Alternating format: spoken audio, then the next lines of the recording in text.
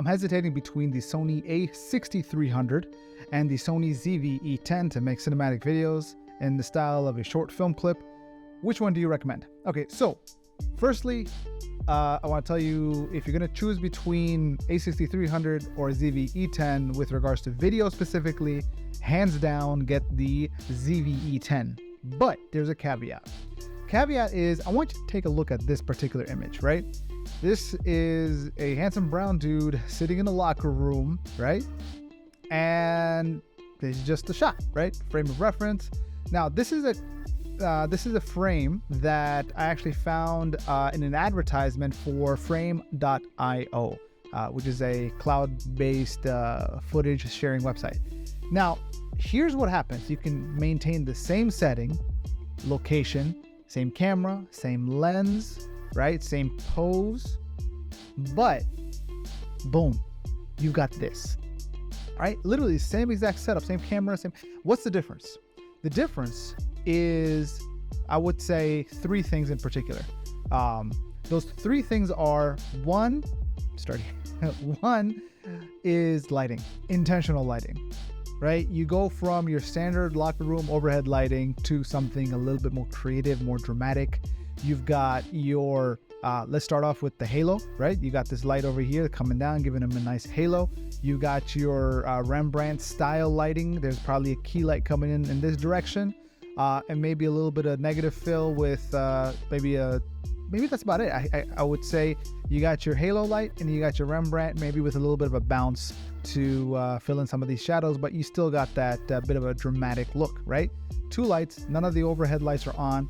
And that same light is probably also bouncing off to light up the lockers in the back, so you know what kind of setting they're in. This character is. That's intentional change number one. Intentional change number two is the fact that you have props in here, right? It went from a dude in a just sitting in a locker room bench to, hey, you know, there's a story being told here. There's character here. What does this character do? They're in sparring. They match. Probably a kickboxer, right? Or just a regular boxer. They've got your boxing gloves over here. You've got his gym bag over here. And the third major factor, which goes into the props also, is costume. Now, it didn't really matter if you have a different person. You could say take the same costume and you could put that same costume on the guy that's on top, right? And it would still fit.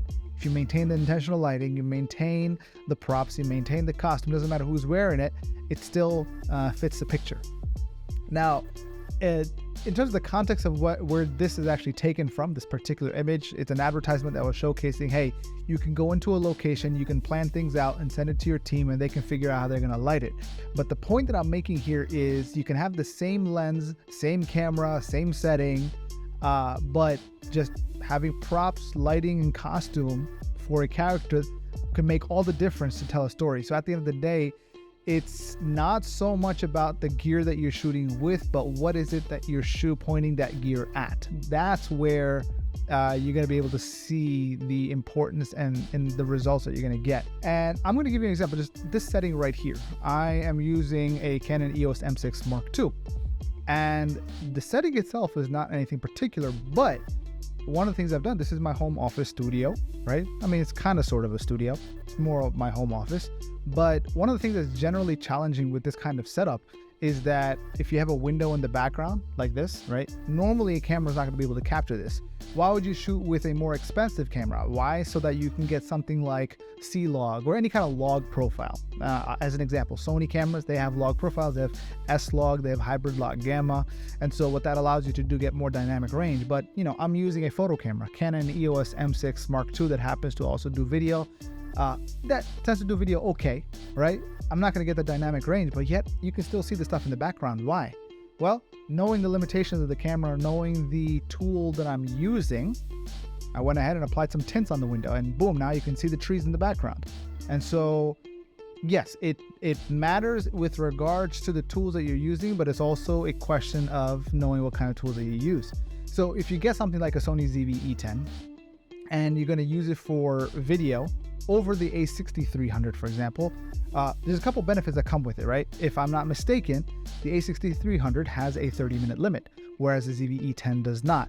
The a6300, its screen, to my knowledge, doesn't flip out, so that way if you wanted to see yourself, right, you would not be able to do that with the a6300, whereas with the ZV-E10, the screen flips out and you'll be able to see yourself if you want to. It articulates in the sense that it's a flip screen that, turns left and right. So that's one of the benefits of the ZV-E10. I would say for that alone, it's worth getting over the a6400 or a6300. Now, if your whole objective was to just take photos, then I would say a6300 is probably your better bet, mainly because of the fact that in terms of photos, I don't know if the a6300 is going to be of any benefit. Now, when it comes to videos, I do know that the color science itself was updated, but the biggest advantage of using the ZV-E10 over the a6300 is the same reason why I purchased the ZV-E10, is because of gyro data stabilization. A6300 does not give you that option, but the ZV-E10 does have gyro data logging within it, so you can use something like Catalyst Browse to be able to smooth out the footage from any kind of shake or bumps that you might, or micro jitters that you might capture, considering that it is a very tiny and it's a very small camera. This is not the ZV-E10, this is the EOS M, but I'm just using it as a prop. Now, what's the advantage of something like that is, now you're talking about doing something that's cinematic, right? There's a technical side of making something that's professional, and then there's the, I guess, philosophical side of what makes something professional and cinematic. Cinematic generally has to do with your ability to tell a story, right? Why is it called a cinematic cut scene, for example, in video games? Because there's a story element. Now you can just sit back, relax, and watch as the character development plays out. So when you talk about something cinematic, is what you're doing, is how you're framing, is how you're lighting, is how you're propping things up with relation to props in the shot, is how you are dressing with relation to the costume, contributing to the story that you want to tell. Now, this is not just for nonfiction or narrative style stuff, but this also goes into nonfiction. This also goes into documentary. Documentaries can be very cinematic and very storytelling if you pay attention to all of these things, because you're also still trying to tell a story, albeit it's a true story for the most part in a documentary setting. So the way that you're framing, the location in which you're putting the person in, the way that they're being dressed, the props that they have in hand, the way that you're interviewing them, the way you lit them in the interview, the mood and the emotion that you want the people to experience, is that all geared towards the story that you want to tell? Is that intentional? And so if it is, then you are on the path and you are in the mindset and the philosophical space to be able to tell a story, and that inherently is something that's cinematic. And so between the a6300 and the ZV-E10, I believe the ZV-E10 would be better in that regard. I hope this was helpful. Let me know if you have any further questions in the comments below, and I'll see you soon.